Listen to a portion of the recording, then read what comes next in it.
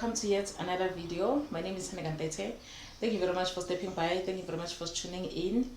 This is a channel where we do all things wellness. This is a theme series that we're dealing with called Parent-Child Support. This is a platform where I help parents and their children to bring strong and resilient relationships. So, as I've said, my name is Henegantete. I'm a professional social worker. Whatever that I'm doing, it's things that I've learned in my own journey as a parent. So I'm here just to help parents to make sure that parents do not repeat the same mistakes that I've done in a way to help families to grow stronger and stronger. Thank you very much, royalties. Please don't forget to like, comment and subscribe. This helps the channel to grow. So today I have my notes here. This is the reason why I keep on looking down here. I have my notes. Today we're gonna be speaking about the art of active listening. I'm gonna be speaking on 3 ways to hear what your child is really saying. So the art of active listening is very much important, relatives. If we're gonna grow children that are mentally that have emotional stability, children that are encouraged, that are supported, that are loved unconditionally, active listening plays a huge role. There's a difference in just listening and active listening. In active listening, you hear what your child is saying and you also read their body language. Their body language will even further tell you what they are not saying. Sometimes your child will tell you something, but maybe they are omitting some of the information. But if you are actively listening, you will hear even those things that they are not fully expressing. So it is very much important to be that parent who pays attention to details, who knows when their child is talking the truth and who knows when their child is not telling the truth. You must have that strong relationship to a point of your child knows, Guti, I can lie to other people, I can not tell the truth, but when I speak to mom or when I speak to dad or when I get home, the truth is gonna come out. So you must have that kind of relationship with your child where they know they can tell anything and everything, and they know you are the last person who will judge them. You're not gonna judge them.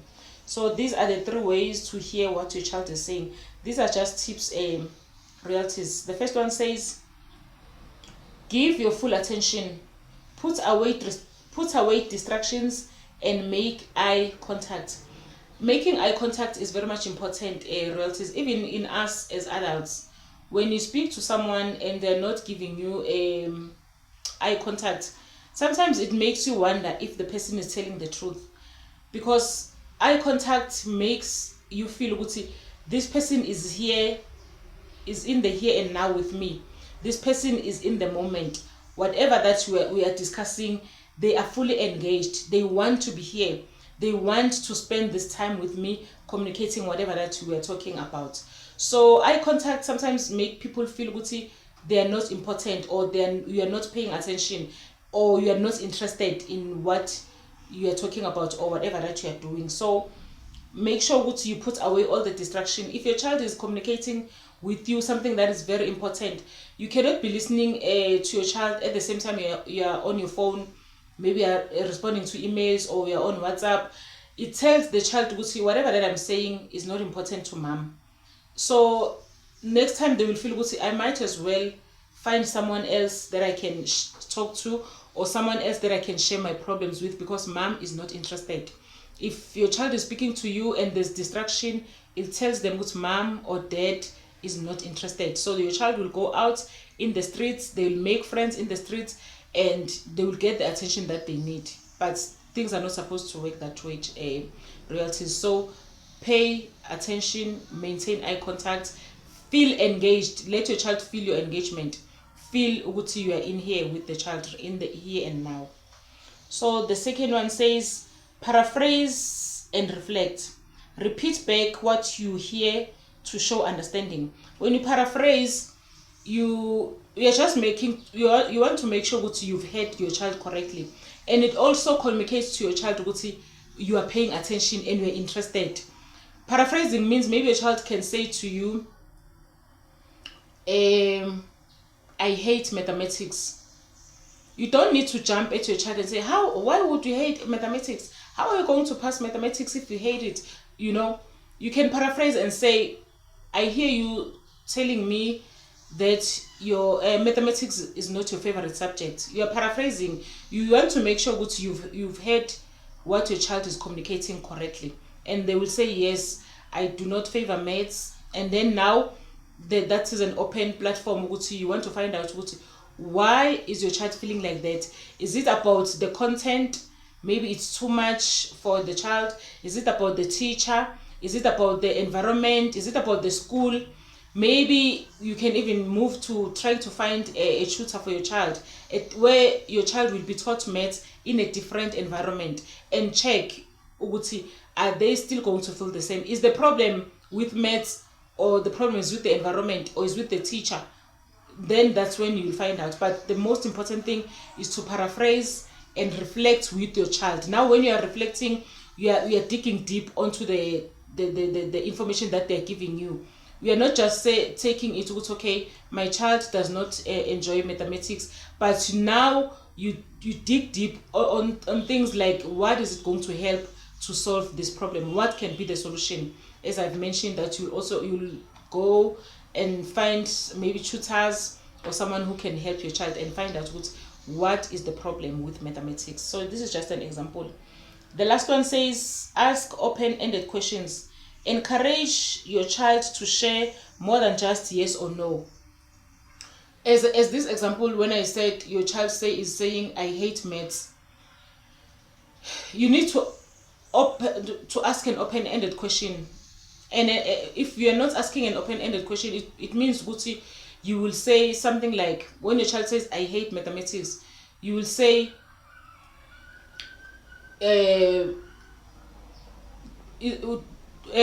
you'll ask your question, the question, how much did you get on maths? Maybe they're saying this because of the marks that they got on that term.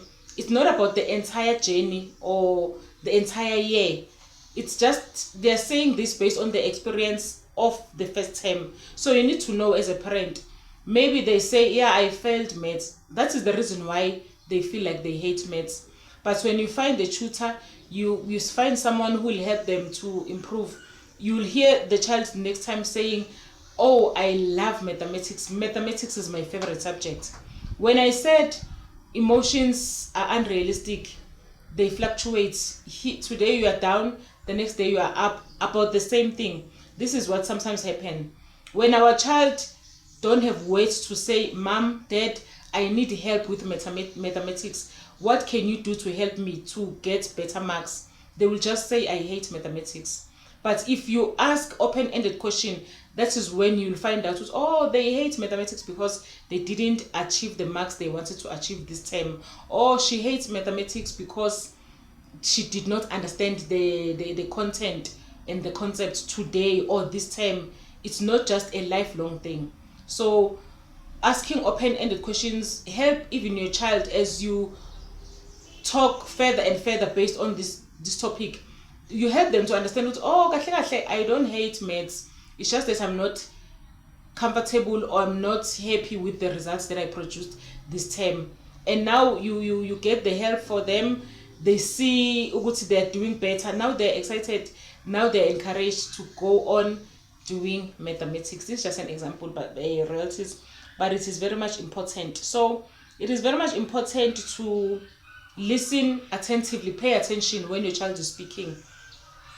Avoid distraction and focus on what the child is saying here and now. Do not overextend the topic to something else. Maybe when your child says, I hate mathematics or I don't like mathematics, now we are saying, if you don't like mathematics, it's the same. What else are you going to do? You can't even change. You can't even change maybe to life sciences, because you know what you won't pass. You will not pass life sciences, or you will not pass geography. Now you are extending the topic to a place where your child is gonna feel even worse and worse and worse. You are not helping. Now you are telling your child, Guti, they will never pass life sciences. They will never pass geography. You are taking them from a point of weakness to a point of distraction. Now you are destroying the child's morale, because now you are bringing more and more things that they are not comfortable with. You are taking them to a space where they are not comfortable with even what you are speaking. Now they feel like, if I wish I didn't speak to mom or dad about this, because now they even made me to feel even worse than before I spoke to them. So pay attention, engage on what your child is saying, paraphrase and reflect on what your child is saying, not what you think your child must be saying or you think your child is saying. Be sure this is what my child is communicating.